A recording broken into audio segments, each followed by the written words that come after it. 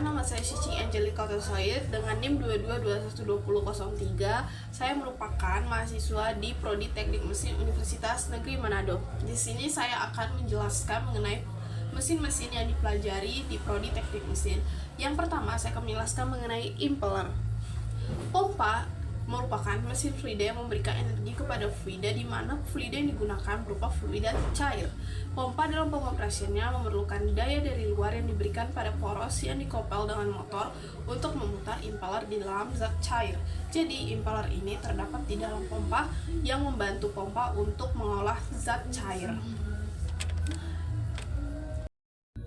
Selanjutnya adalah rumus yang digunakan jika kita akan menghitung impeller, yaitu kita bisa menghitung impeller dengan menggunakan rumus berat total zat cair antara flange isap dan flange keluar.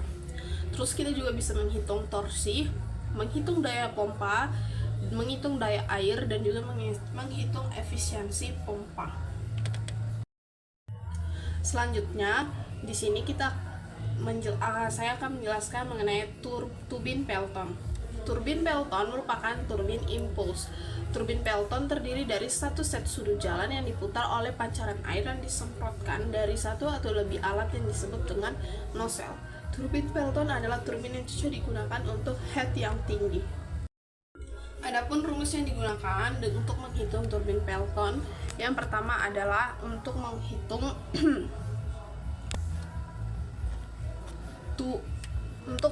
head turbinnya. Yang kedua adalah momen torsi, lalu yang ketiga adalah kecepatan alirannya, terus ada daya air, lalu ada daya turbin, dan yang terakhir adalah efisiensi turbin. Selanjutnya adalah turbin sentrifugal. Pompa sentrifugal mempunyai impeller untuk mengangkat zat cair dari tempat yang lebih rendah ke tempat yang lebih tinggi. Daya dari luar berupa motor listrik diberikan kepada poros pompa untuk memutarkan impeller di dalam zat cair. Maka zat cair yang ada di dalam impeller oleh dorongan sudu-sudu ikut berputar karena gaya sentrifugal, maka kapasitas zat cair mengalir dari tengah impeller keluar melalui saluran di antara sudu-sudu. Adapun rumus yang digunakan yaitu yang pertama adalah head.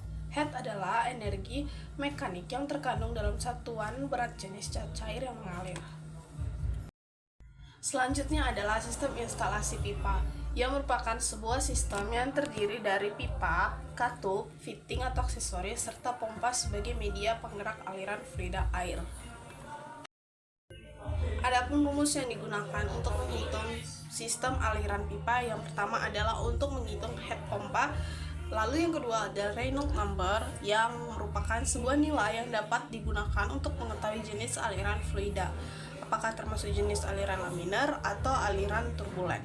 Dan yang selanjutnya adalah kapasitas, yang merupakan volume maksimal fluida yang dapat dialirkan dalam setiap satuan waktu.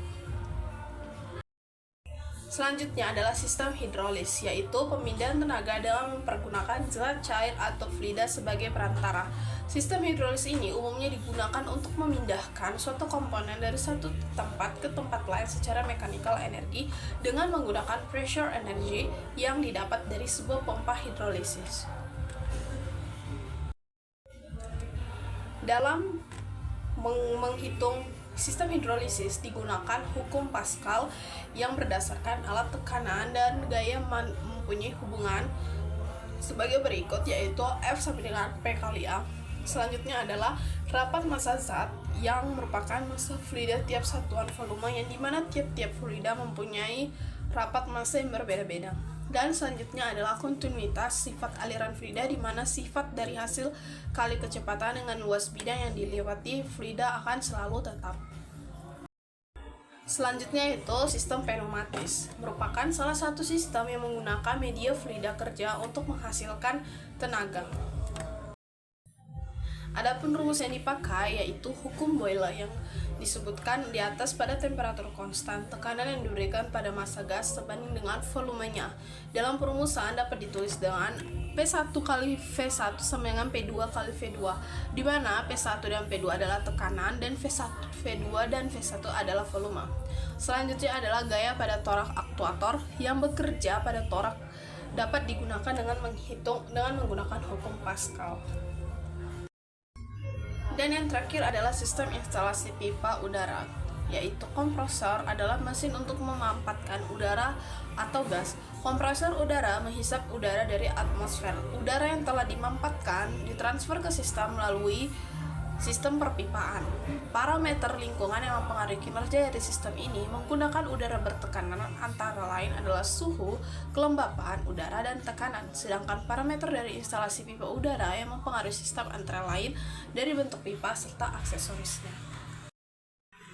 Lalu rumus yang digunakan dalam menghitung sistem instalasi pipa udara yaitu yang pertama adalah kompresi isotermal, yang kedua adalah kompresi adiabatik, dan yang ketiga adalah kompresi politropik.